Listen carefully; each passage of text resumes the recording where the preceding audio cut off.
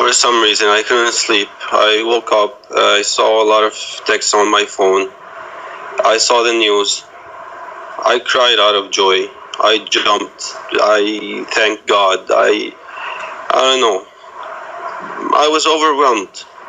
We've been asking for protection. We've been asking for consequences for more than 6 years. And today, for the first time, it happened.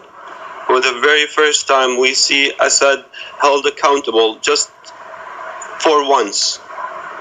Held accountable for his crimes against humanity. I was overwhelmed. I felt grateful for President Trump. I felt grateful for the United States. I felt grateful for each and every person who lobbied and called and kept on talking until someone actually listened. There are people in America, and I hear you supportive of President Trump, and so many people are, Democrats and Republicans, but there are also people over here in America who are saying, all right, so clearly President Trump is motivated by just, as we all have compassion for these just horrible images of these babies who were killed, but at the same time, this is a man who doesn't want Syrians to come into this country with this refugee ban. I want to just play some sound. Hillary Clinton weighed in.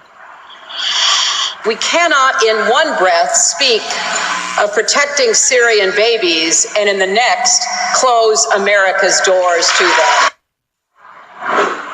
Quickly, Qasim, how do you see that?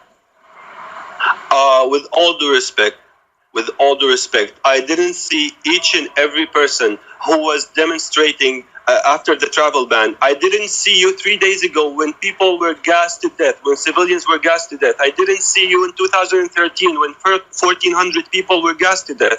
I didn't see you raising your voice against President Obama's inaction in Syria that led us refugees, that made us refugees get kicked out of Syria. If you really care about refugees, if you really care about helping us, please help us stay in our country. We don't want to come to the United States. We want to stay in our country. We want to stay in our country. With all due respect, this is hypocrisy. If you really care, help us stay in our country.